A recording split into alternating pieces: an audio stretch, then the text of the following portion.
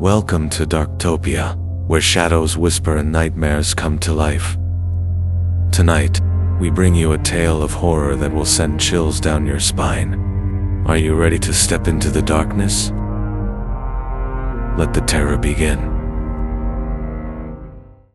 Dr. Emily Hawthorne, a seasoned archaeologist with a passion for uncovering ancient mysteries, had just returned from an expedition in the remote jungles of Peru. Among the treasures she had uncovered was a small, intricately carved stone idol, no bigger than her palm. The idol depicted a grotesque figure with wide, hollow eyes and a gaping mouth, seemingly frozen in a silent scream. It radiated an otherworldly energy that both intrigued and unsettled her. As she placed it on her desk, she couldn't shake the feeling that it was watching her.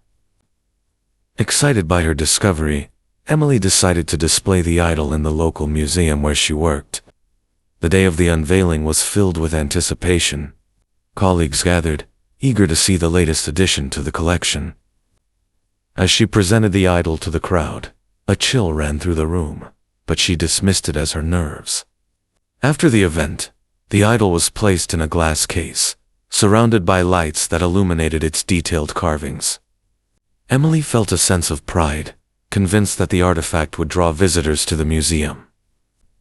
However, strange occurrences began almost immediately.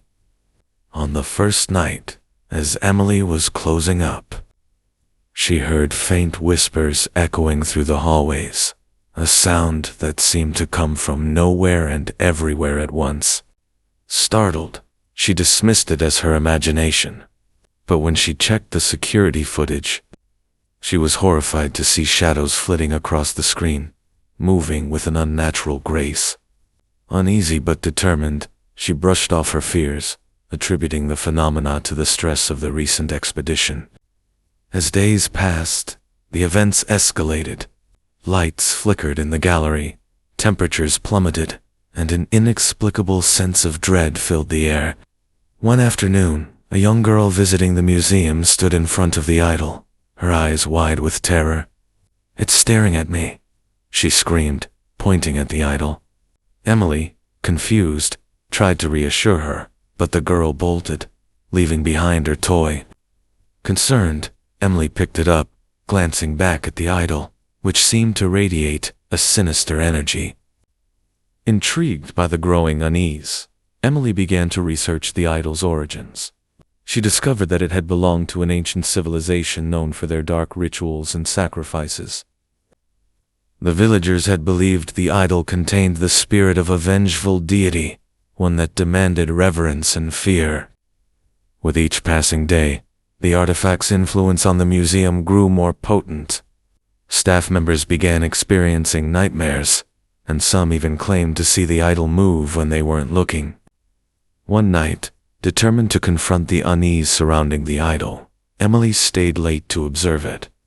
As the clock struck midnight, the museum fell silent, the air thick with anticipation. Suddenly, she heard a loud crash coming from the gallery. Heart pounding, she raced toward the sound, her flashlight beam trembling in the darkness. When she arrived, she found the glass case shattered and the idol missing. Panic gripped her as she frantically searched the room.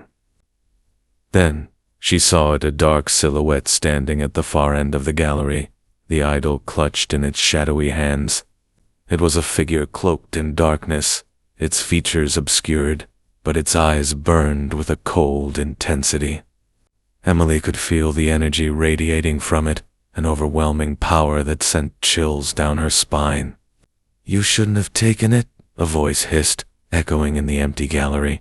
The figure began to advance, its presence suffocating. In a moment of instinct, Emily grabbed the toy left behind by the girl and hurled it at the figure. To her shock, the figure recoiled, the idol dropping from its grasp and shattering on the floor. As the pieces scattered, a chilling wail filled the air, resonating with the agony of the souls bound to the idol. The shadows surged and swirled violently, engulfing the gallery in chaos. Emily stumbled backward, her heart racing as she realized the true horror of the artifact she had unwittingly unleashed. In the aftermath of the explosion of dark energy, the air grew still, and the shadows began to retreat. Emily knelt amid the shards of the idol, breathless, feeling a weight lift from her shoulders. She knew she had to act quickly to rid the museum of the malevolent spirit that had latched onto the artifact. Gathering the remnants, she decided to return to Peru, hoping to return the idol to its rightful place and appease the ancient spirits that had been disturbed. The journey back was filled with dread and trepidation. Emily trekked through the dense jungle, retracing her steps to the site where she had discovered the idol.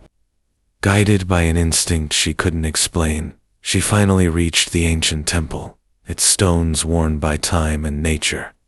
The air felt thick with history, as if the spirits of the past were watching her every move. In the heart of the temple, she found an altar surrounded by intricately carved stone figures, eerily similar to the idol she had taken. Placing the pieces on the altar, she closed her eyes, feeling the weight of the spirits around her. "I'm sorry," she whispered. "I return this artifact to you. I mean no disrespect." As she stepped back, the atmosphere shifted, a palpable energy filling the space. The ground trembled, and the shadows that had haunted her began to coalesce, swirling around the altar. The spirits, once tormented, gathered, their whispers turning into a soft, melodic hum. Emily felt a surge of warmth and light envelop her, and she knew she had finally set things right. The idol dissolved into the altar, the pieces melding seamlessly into the ancient stone.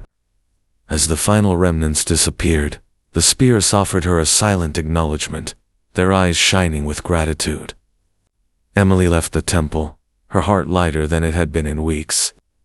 She had faced the darkness and emerged victorious, a guardian of history who understood the weight of the past. Returning to the museum, she shared her experience with her colleagues, recounting the truth about the idol and the spirits it had harbored. Though they listened in disbelief, she knew that the curse had been lifted. The museum thrived, free from the shadow of the artifact that had once haunted its halls. As time passed, Emily dedicated herself to educating others about the importance of respecting ancient cultures and their artifacts. She understood that some treasures should remain undisturbed, hidden away from the light of modernity. The jungle, with its secrets and stories, would continue to guard its mysteries, while Emily remained a vigilant protector, forever aware of the delicate balance between the living and the spirits of the past.